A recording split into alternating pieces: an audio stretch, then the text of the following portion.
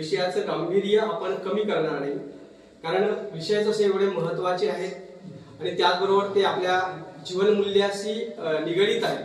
त्यामुळे निश्चितपणाने या प्रशिक्षणाच्या माध्यमातून एक सकारात्मक मेसेज, सकारात्मक शिस्त नक्कीच आपल्या मुलांपर्यंत रुजवण्याचा आपण प्रयत्न करणार आहोत। तसेच या निमित्तानं, या प्रशिक्षण परिषदेच्या निमित्तानं मी एवढंच बोलू इच्छितो। त्याचबरोबर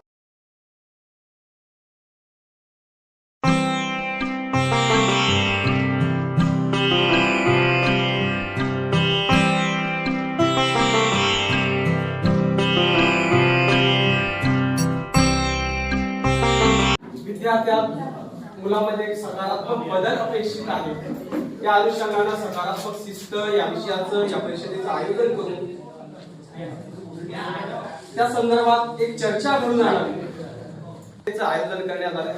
या 45 मिनिटाच्या तासिकेमध्ये एकूण 9 विषयावर चर्चा होणार आहे, ज्यामध्ये प्रामुख्यानं शिक्षण अधिकार अधिनियमातील तरतुदी, शिक्षकांची जबाबदारी, शिक्षेचे प्रकार, अशा प्रकारचे एकूण 9 आहेत।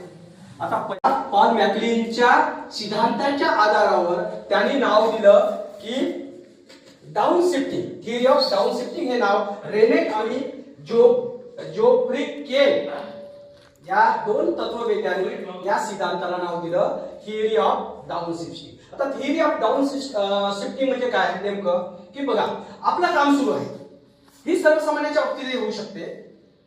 आपलं कुठलं तरी काम चालू आहे, आपण अभ्यास गहन असा विषय आहे।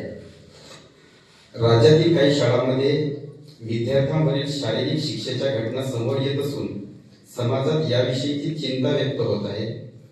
विद्यार्थ्यांचे मानसिक आरोग्य, सुरक्षा आणि शिक्षक विद्यार्थी नाते बळकट करण्यासाठी सकारात्मक शिस्त ही संकल्पना अत्यावश्यक आहे।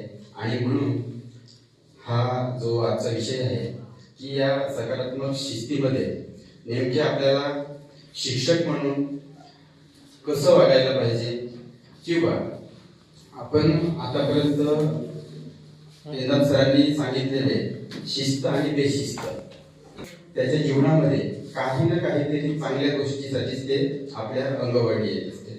शिस्त आपण लादली म्हणून ते शिस्त होत नाही, तर ते त्याच्या जीवनक्रमामध्ये तो खरंच तसा वागतो का, तसं राहतो का, हे जर त्याच्यामध्ये जर ते गुण आत्मसात होत असतील तर ती खरं सकारात्मक शिस्त होत असेल, शक्य होत असेल। म्हणजे तुम्ही आपल्या मुलांची जे नावे आहेत ते नावे एक तर लिहून आणा, माहीत असतील तर काही हरकत नाही, नसतील माहीत जास्त असतील पटसंख्या तर लिहून आणा, जेणेकरून तिथेच त्या प्रशिक्षण वर्गामध्येच आपले सर्वच्या सर्व मुलं त्या ऑनलाईन प्लॅटफॉर्मवरती काय होती, एड होती किंवा तिथे त्यांचं अकाउंट आपण खोलता येईल। दुसरी महत्वाची गोष्ट, हा अध्यात्म समृद्धी कार्यक्रम ह्या 2 विषयाच्या संदर्भाने सर्व जिल्हा परिषदच्या शाळा, खाजगी शाळा